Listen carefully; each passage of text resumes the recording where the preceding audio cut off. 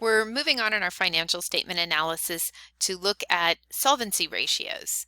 There are three we'll look at, and it's the ratio of fixed assets to long-term liabilities, the ratio of liabilities to stockholders' equity, and something called the times interest earned ratio. So the ratio of fixed assets to long-term liabilities, no big shocker here. Your fixed assets net, so we're looking at the after depreciation book value of your fixed assets divided by your long-term liabilities. And this basically looks at how well we're able to use our assets to support our long-term debt. Could we sell something if we had to pay off our long-term debt when it came due?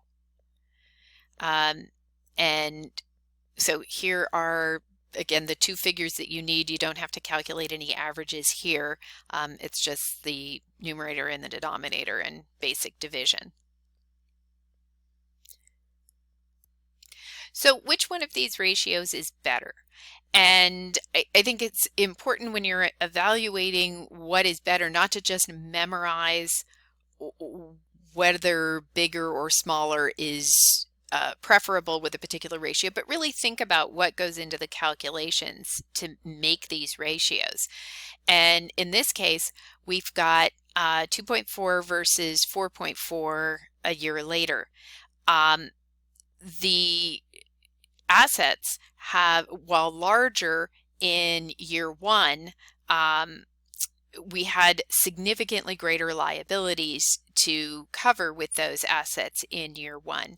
So we were in a much better position, even though our asset number had gone down by year two, to ensure that we had more than enough long-term assets to cover the long-term liabilities as those come due. Next, we'll move on to stockholders' equity and the ratio of liabilities to equity. So again, it's total liabilities over total stockholders' equity. No averages to calculate here as well.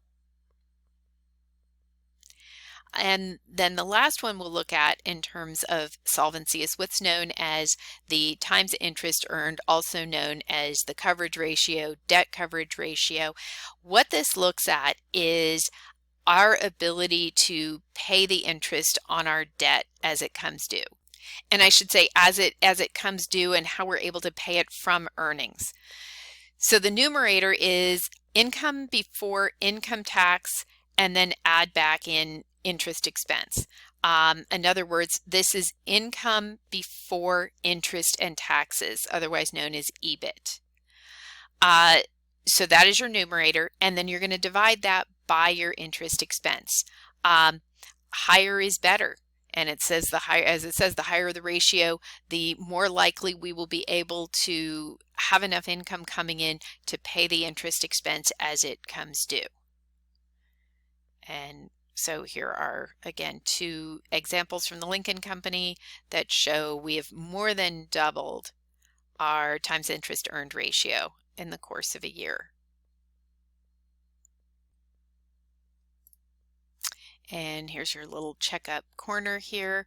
And so I'm going to just slowly scroll through these and allow you to calculate these ratios.